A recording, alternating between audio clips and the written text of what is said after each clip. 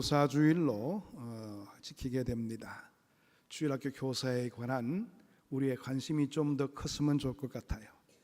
우리의 자녀들을 영적으로 이끌고 있는 우리 교사들에 대한 우리의 관심들이 먼저 앞서야지 또 그 교사들이 격려를 받게 되고 우리의 자녀들을 잘 양육하게 될 것입니다. 또한 오늘은 가정주일로 지키게 됩니다. 2부 예배 때는 주일학교와 함께 예배를 드렸습니다. 그리고 우리 3부 예배 때는 장애우인 우리 사랑부와 함께 지금 예배를 드리고 있는 것입니다. 가정의 중요성을 다 알고 있음에도 불구하고 우리는 가정에 대해서 소홀하게 여길 때가 많습니다. 오늘 이 예배의 시간을 통해서 더욱더 가정에 대한 우리의 소중함을 인식할 수 있는 복된 시간 되기를 원합니다. 요즘 매스컴에서 굉장히 많은 사람들의 입에 회자되고 있는 한 편의 동시가 있습니다. 이 동시로 우리 온 나라가 지금 울고 있어요. 알고 있는 분들이 계실 것 같지만 제가 이 동시를 한번 읽어드리려고 합니다. 전북 부안군 우덕초등학교 6학년 학생의 동시인데요. 이 학생은 작년에 어머니가 암으로 돌아가셨어요. 그래서 어머니를 그리면서 쓴 동시입니다. 제가 한번 읽어드리겠습니다. 가장 받고 싶은 상. 아무것도 하지 않아도 짜증 섞인 투정에도 어김없이 차려지는 당연하게 생각되는 그런 상. 하루에 3번이나 받을 수 있는 상. 아침상, 점심상, 저녁상. 받아도 감사하다는 말 한마디 안 해도 되는 그런 상. 그때는 왜 몰랐을까? 그때는 왜 못 보았을까? 그 상을 내시던 주름진 엄마의 손을 그때는 왜 잡아주지 못했을까? 감사하다는 말 한마디 꺼내지 못했을까? 그동안 숨겨왔던 말, 이제는 받지 못할 상, 그 상 앞에 앉아 홀로 되뇌어 봅니다. 엄마 사랑해요. 엄마 고마웠어요. 엄마 편히 쉬세요. 세상에서 가장 받고 싶은 엄마상, 이제 받을 수 없어요. 이제 제가 엄마에게 상을 차려드릴게요. 엄마가 좋아했던 반찬들로만 한가득 담을게요. 하지만 아직도 그리운 엄마의 밥상, 이제 다시 못 받을 세상에서 가장 받고 싶은 우리 엄마 얼굴, 이렇게 끝을 맺고 있는 동시입니다. 우리가 이 동시를 대하면서 우리의 감정이 뭉클할 수 있던 것은 우리 모두는 어머니가 있고 우리 모두에게는 가정이 있기 때문에 그렇습니다. 우리 모두는 가정에 소속된 사람들입니다. 가정이 없었다면 우리가 태어날 수가 없었겠지요. 그리고 우리의 가장 큰 관심사 역시 가정으로 항상 귀결되고 있는 것을 보게 됩니다. 우리의 생각은 가정이라는 기본 단위에서부터 출발해서 사회, 국가, 세계 등을 향해서 뻗어나가게 되는 것이지요. 그러다가도 결국 마지막에 귀착되는 지점은 가정으로 끝을 맺게 됩니다. 모든 사람들은 가정 중심으로 마지막 삶을 마감하게 되어 있지요. 인간의 모든 것이 가정을 중심점으로 하여 출발할 뿐만 아니라 결국 가정으로 돌아와서 끝을 맺게 된다는 그런 이야기입니다. 결혼을 한 사람이나 하지 아니하는 사람이나 간에 가족에 있는 사람이나 없는 사람이거나 간에 우리의 존재 자체는 가정에 기초를 두고 살고 있습니다. 그런데 가정에 기초를 두고 있는데 그 가정의 평안을 원한다면 우리는 가정이라는 그 어떤 조직체 안에서 만족해서는 안 되겠지요. 그 조직체를 유지해 나갈 수 있는 신앙이 필요합니다. 그래서 가정과 신앙생활은 불가분의 관계에 있다, 이렇게 말해 볼 수가 있습니다. 뿐만 아니라 교회 안에 사용되는 여러 가지 용어들을 보게 되면 형제, 자매, 하나님 아버지, 아들됨, 뭐 이런 내용들을 살펴보더라도 거의 대부분이 가정에서 통용되고 있는 말이라는 것을 우리는 잘 알 수 있습니다. 또 성경에 등장하는 사건들이 대부분이 가정에서 일어난 내용의 이야기들입니다. 우리가 잘 알고 있는 아브라함의 이야기도 아브라함의 가정을 중심으로 해서 일어나고 있는 이야기지요. 이삭의 가정도 마찬가지고 야곱의 가정도 마찬가지입니다. 족장들의 삶이 가정 중심의 삶이었다는 것을 우리가 너무나 잘 알고 있습니다. 그러므로 우리가 가정의 분위기를 바로 이해하지를 못하게 되면 성경의 분위기를 파악하기 힘들고요. 또 가정의 용어를 바로 이해하지를 못하게 되면 성경의 용어를 제대로 이해할 수가 없는 것입니다. 우리는 하나님을 아버지라 이렇게 부르게 되지요. 이 호칭이 어디서 나온 용어입니까? 바로 가정에서 통용되고 있는 용어 아니겠습니까? 그것은 하나님과 우리 사이에 가장 중요한 호칭으로 사용되고 있는 그런 말이지요. 우리가 보통 하나님 그럴 때 아버지라는 말을 항상 같이 붙이게 되는데요. 짧게 이야기할 때는 아버지 이렇게 이야기하기도 합니다.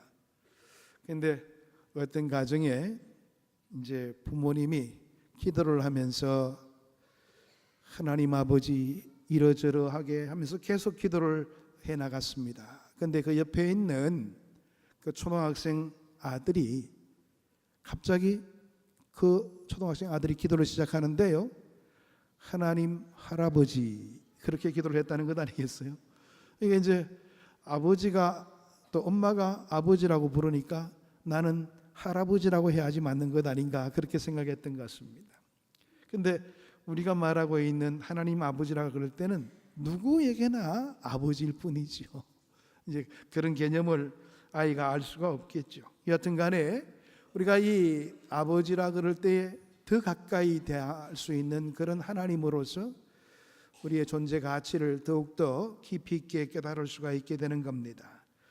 가정에서 아버지라고 불러보지 못한 사람은 하나님을 향해서 아버지라고 부르는 그 의미가 어떤 의미인지 깊이 있게 알 수가 없겠죠. 우리가 성경을 잘 이해하기 위해서는 그래서 가정에 대해서 잘 알 필요가 있는 것입니다. 또 가정을 바탕으로 할 때에 신앙생활을 올바르게 이해할 수가 있는 것이지요.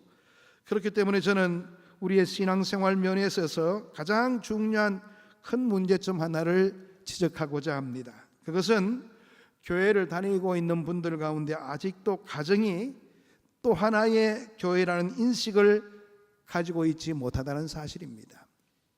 우리의 가정도 또 다른 작은 교회가 될 수 있다는 그런 우리의 인식들이 필요한데요. 그런 인식들을 가지고 있지를 못할 때가 많습니다. 다시 말하면은 교회가 가정으로 이어지지 않고 있다는 사실이에요.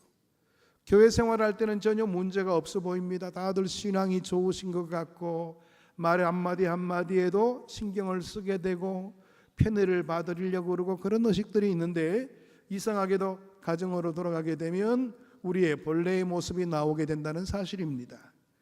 여러분, 우리는 일반 교회의 특징에 대해서 뭐라고 말합니까? 거룩한 주일을 맞게 되면 우리 성도들이 교회당에 모여서 함께 예배를 드리게 되고 그곳에서 우리 모두는 하나님의 백성임을 깊이 있게 자각하지 않습니까? 함께 예배드리고 말씀을 드리며 또 찬송하고 기도하면서 서로가 예수 가운데 한 형제 자매라는 것을 깊이 있게 느껴볼 수가 있게 됩니다. 이것이 교회의 특징이지요. 그런데 공식적인 예배가 끝나게 되면 그 교회는 이제 흩어지게 되는 겁니다. 이 무리가 흩어져서 각자 어디로 돌아가게 됩니까? 이제 가정으로 돌아가게 되어 있는 것이지요. 전부 가정교회로 분산되어 나가게 되는 겁니다. 그런데 문제점은 교회가 가정교회로 이어지고 있지 않다는 사실입니다. 우리 주변에는 주일 예배 한번 참석하는 것을 정말 하나님 앞에 모든 것 다 해버린 것처럼 그렇게 여기는 분들이 의외로 많다는 사실입니다. 그래서 나는 주일날 참석했으면 교인이지 이렇게 쉽게 이야기합니다. 물론 뭐 틀린 말은 아닙니다만은 우리가 교회라 그럴 때는 사실 교회 생활도 중요하지만 교회를 벗어나서 가정에서 또 사회생활을 하면서 공동체 가운데서 내가 교인으로서 하나님의 자녀로서 어떻게 살고 있는가가 더 중요한 문제지요. 왜? 그것은 곧 전도와도 직결될 수도 있는 문제이기도 하고 또 우리의 영적인 성숙을 드러낼 수 있는 중요한 장이 그에게 허락되기 때문에 그런 것입니다. 그래서 요즘 우리의 의식 가운데 가장 큰 문제가 되고 있는 것이 뭐냐 하면 가정교회의 부재 현상입니다. 가정에서도 여전히 교회라는 의식을 가지고 하나님의 명령대로 순종하고 주의 뜻 가운데서 모든 것 감당하고자 하는 그런 우리의 의식들이 없다는 것이에요. 주일만 반짝 하나님 백성처럼 생활하게 되는, 그것도 교회 안에서만 하나님 백성처럼 생활하게 되는 그런 모습을 보일 때가 많은 것이 우리의 모습입니다. 유명한 빌리 그레함 목사님, 우리가 잘 알고 있죠? 유명한 부흥사입니다. 그런데 이분이 붕괴하는 현대 가정을 치료하는 방법으로 10가지의 제안을 제시했습니다. 그런데 그 중에서 가장 큰 비중을 차지하는 항목이 무엇인지 아십니까? 그것은 가정마다 하나님의 명령 체계를 수립하라, 그런 말이었습니다. 이 말은 군대 용어처럼 들리기 때문에 금방 이해하기가 힘듭니다. 그런데 가만히 생각해 보게 되면 결코 어려운 말은 아니에요. 예를 들어서 국가에는 국가로서의 명령 체계가 있습니다. 행정 체계가 있다는 말이지요.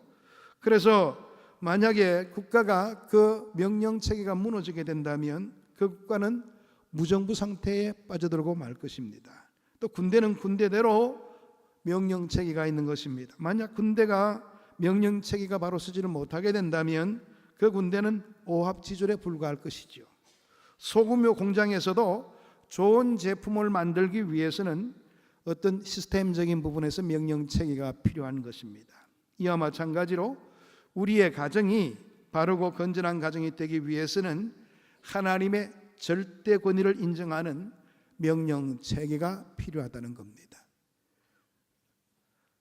가정의 남편이 최고가 아니고 아내가 최고가 아니고 자녀가 최고가 아니고 우리의 가정의 주인은 예수님이다, 이런 의식 체계가 필요하다는 겁니다. 현대의 가정의 가장 큰 문제점은 이 절대 권위가 없다는 사실입니다. 그리스도인의 가정에 교회가 있으면 그 가정의 머리는 예수 그리스도가 되시는 것이 되겠죠.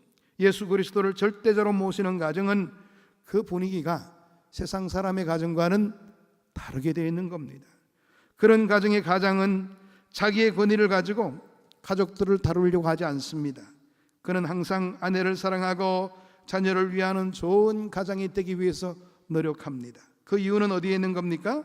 그 가정의 머리가 되시는 예수님이 그렇게 명령하기 때문에 그런 것 아니겠어요? 그 가장이 하나님 앞에서 온전히 깨어있는 모습을 가진다면 그 가정은 참으로 질서가 있게 마련입니다. 가장이 먼저 하나님께 복종할 줄 아는 그런 지혜를 가지기 때문에 그런 것이 되겠죠. 또한 예수 그리스도를 절대 권위자로 모시는 가정은 그 가정에 속해 있는 아내는 남편에게 순종을 잘하게 되어 있습니다. 어쩔 수 없이 억지로 순종하는 것이 아니지요.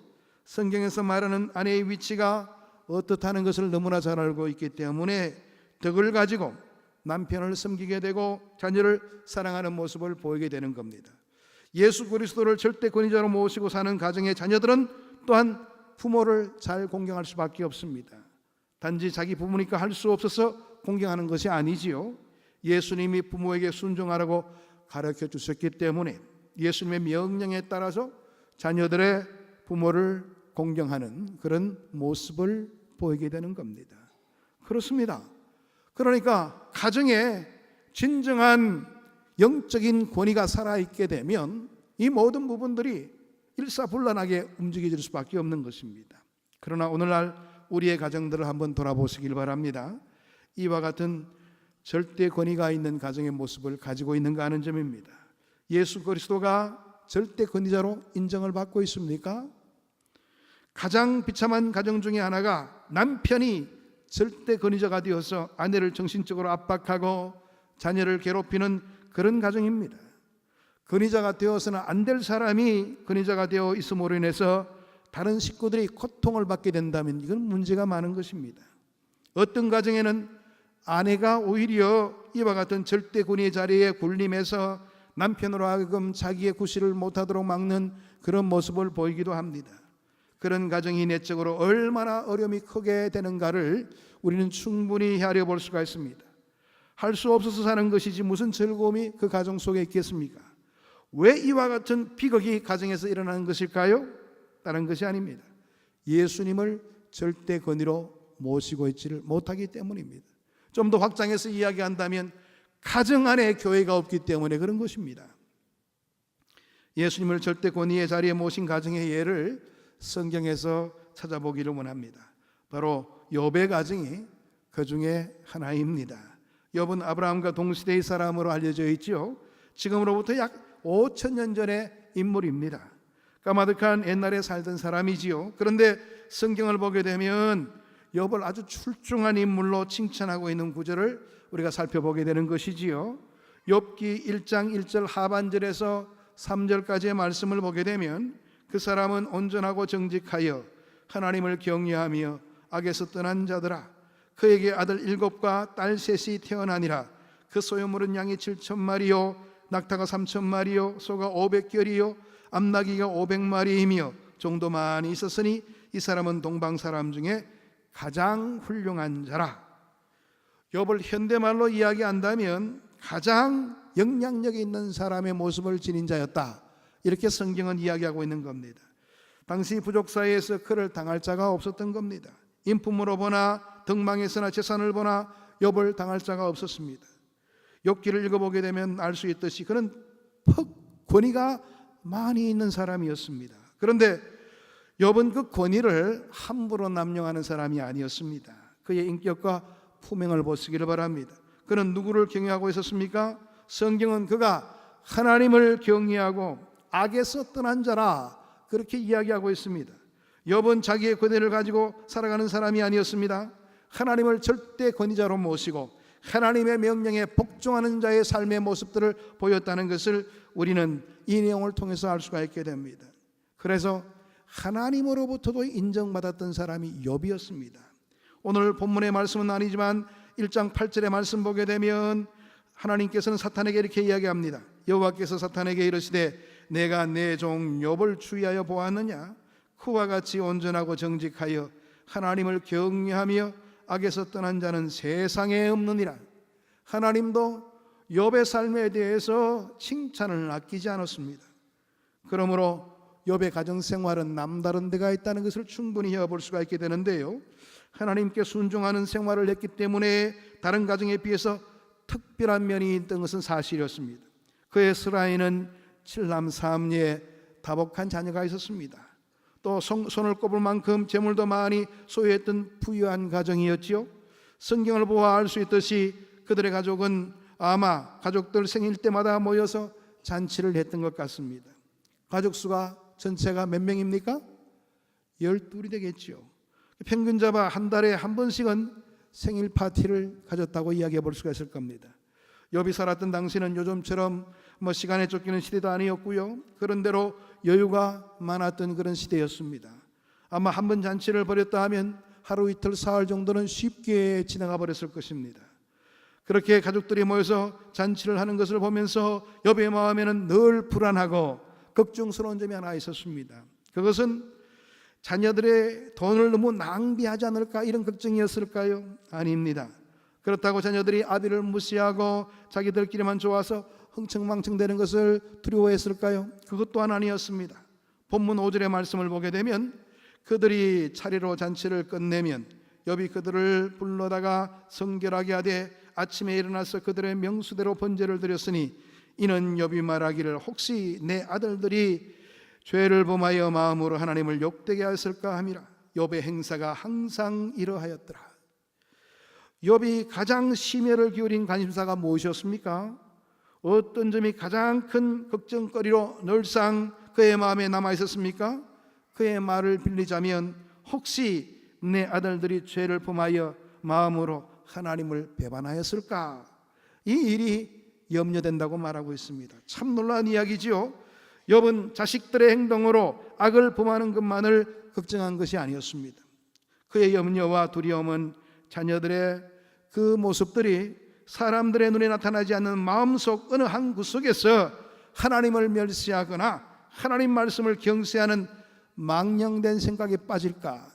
파티를 하면서 파티에 기호하다 보면 하나님이 없는 것처럼 그렇게 행동을 보일까, 마음속에 그런 마음을 품을까 두려워했던 것입니다. 욥은 하나님을 가정의 절대 권위의 자리에 모시고 살려고 애쓴 경건한 가정이었습니다. 그러므로 자녀들이 행여나 마음으로 하나님의 권위를 무시하는 일을 하지 않을까 염려를 했던 것입니다. 그래서 그는 잔치가 끝나고 나면 가족들을 불러 모았습니다. 그리고 무엇인가 하나님 앞에 잘못한 생각을 가진 적이 없는지 자녀들을 앞에 불러 모아놓고 일일이 확인을 했습니다. 자녀들이 잘못한 일이 없다고 대답할 때도 마음을 놓지 않았습니다. 그는 죄를 속하는 번제를 하나님께 드리는 가정제사를 잊지 않았던 겁니다. 이렇게 경건한 욥의 가정과 우리들의 가정을 한번 비교해 보시기를 바랍니다. 얼마나 거리가 있는지 모릅니다. 대부분 사람들은 자기 자식들이 무슨 죄를 범했든지 간에 겉으로 표가 나지 않으면 별로 심각하게 생각하지 않습니다. 따라서 자녀가 마음으로 나쁜 생각을 품을까 두려워하는 일은 상상조차 못하는 영역이라 이야기해 볼 수가 있겠죠. 우리의 가정이 교회가 되어야 한다는 것은 정말 중요한 이유가 있습니다. 우리가 욥과 같은 부모의 노릇을 해야 되기 때문에 우리의 가정이 교회가 되어야 된다는 것입니다. 진정으로 자녀의 장래를 염려하는 부모는 욥과 같이 항상 하나님 앞에 자녀의 문제를 살피는 부모입니다. 우리가 적어도 이런 가정을 이끌어갈 수 있는 부모가 되어야 될 겁니다. 어떻게 예수 그리스도가 행복의 조건이 될 수가 있겠습니까? 여러분들 한번 자신에게 물어보시기를 바랍니다. 여러분, 돈이면 다 해결될 수 있는 것이지 이렇게 쉽게 생각하십니까? 아이고, 몸이 건강해야지 이렇게 그 행복의 조건을 자신의 건강으로 파악하는 분이 계십니까? 아니야, 사회 지위가 높아야지, 사회적 지위로 모든 것들을 평가하는 분들이 계십니까? 그런 분들이 행복하던가요? 아마 이런 조건 때문에 행복한 분들은 한 분도 없을 겁니다. 여러분, 그들은 모두 행복하려고 몸부림치다가 끝나는 존재에 불과합니다. 몸부림 그 자체는 우리 모두가 세상적인 조건으로 행복하지 못하다는 사실을 증거하는 하나의 단적인 예가 되겠죠. 그러나 우리의 집이 또 다른 교회로서 존재하면 분명히 달라집니다. 그러니까 저는 이렇게 공부하고 싶습니다. 우리의 가정생활이 교회 같기만 해라는 거예요. 여러분, 모일 때마다 먼저 가정예배를 드리세요. 예? 가정예배에 대해서 우리는 너무나도 부담스러워 여깁니다. 어떻게 할까? 여러분, 가정예배 쉽게 생각하시면 돼요. 먼저 가장이 하든지 안 그러면 돌아가면서 하든지 기도하고 시작하고 찬송 부르고 성경 한 장씩 읽어나가면 돼요. 설교하라는 것도 아니고 성경 한 장씩 읽으면서 그 성경의 말씀이 나에게 주는 도전이 뭔가를 같이 음미해보고 찬송하고 기도하고 마치면 되죠. 이런 가정예배가 깨어있게 되면 우리의 자녀들이 잘못될래야 잘못될 수가 없습니다. 우리의 가정이 평강치 않을 수가 없다는 말입니다. 그만큼 우리의 조그마한 관심이 우리의 가정을 바꿀 수 있다는 생각을 여러분들 가지시길 바랍니다. 여러분, 예수 믿는 성도들이 누리는 행복은 세상 사람들이 누리는 행복과는 차원이 다른 것이지요. 가정에 교회가 있으면 세상에 주지 못하는 행복을 맛볼 수가 있습니다. 가정의 머리 되신 주님이 남 모르게 해주시는 그 기쁨, 그 즐거움을 여러분들 알고 계십니까? 그 행복을 아시는 분들은 그 축복을 다른 사람들에게 증가하지 않을 수가 없다는 거예요. 여러분, 여러분의 가정은 지금 이런 복을 누리고 계십니까? 다시 한 번 더 자신에게 자문해 보시기를 바랍니다. 나의 가정은 어떤 가정인가에 대해서 한번 점검해 보시기를 바랍니다. 하나님이 살아계셔서 우리의 가정을 이끌고 있다는 확신을 품고 우리의 가정이 이렇게 진행되고 나가고 있는가를 점검해야 될 때가 지금이라고 봅니다. 더 이상 늦추지 마시기를 바랍니다. 여러분, 가정을 위해서 가정에서 깨어서 예배의 자리를 지킨다는 것이 얼마나 복된 일인지 몰라요. 우리의 이런 결단이 시작되게 될 때에 우리의 가정은 바뀌어질 수가 있어요. 오늘 이 주일을 기점으로 해서 우리 각자의 가정 속에 가정 예배가 살아나게 되기를 원합니다. 이렇게 될 때 우리가 맛보지 못했던 지금까지의 우리의 삶 가운데 하나님의 역사하심이 우리의 가정에게까지, 우리의 자녀에게까지 미치고 있구나, 확신을 가져볼 수 있는 좋은 기회가 될 수가 있을 것입니다. 욥의 가정이 그러했던 아름다운 가정이었습니다. 물론 욥도 시련의 가정은 있었지요. 그러나 욥의 그 시련은 많은 사람들에게 하나님이 사랑하는 자의 삶의 모습이 어떤가를 분명히 보여주기 위한 시련의 과정이었죠. 하나님께서 욥을 더욱더 신앙의 깊은 자리로 인도하셨고, 나중에 욥에게 허락되어진 그 모든 복들은 배의 복들이 주어지게 되는 것을 보게 됩니다. 이게 바로 욥의 삶이었습니다. 여러분, 오늘 우리의 가정에 대해서 좀 냉철하게 판단해 보시고요, 하나님의 사랑받는 가정이 되기 위해서 끼어있는 그런 뜨거움의 역사가 살아있는 작은 교회로서의 우리의 가정을 이루어 나갈 수 있게 되기를 축복합니다. 기도하겠습니다. 하나님 감사합니다. 오늘도 주의 말씀으로 우리의 삶을 인도하시고 주의 뜻 가운데 거하게 하시니 감사함을 드립니다. 이제부터 우리의 삶이 달라지게 되기를 원합니다. 하나님의 영광을 지향하며 우리 가정이 예배가 살아있는 가정이 되게 하시고, 날마다 주님을 의뢰하여 성공적인 하나님의 귀한 뜻을 이루는 가정으로 온전히 모든 것들을 이끌어갈 수 있도록 은혜를 덧입혀 주옵소서. 오늘도 말씀을 받아 싸우니 말씀을 듣고 한 길로 흘러버리는 것이 아니라 그 말씀대로 순종하여 하나님의 약속의 증거들을 우리의 삶 가운데 새겨낼 수 있는 우리들이 될 수 있게 인도해 주옵소서. 예수 그리스도 이름으로 기도하옵나이다. 아멘.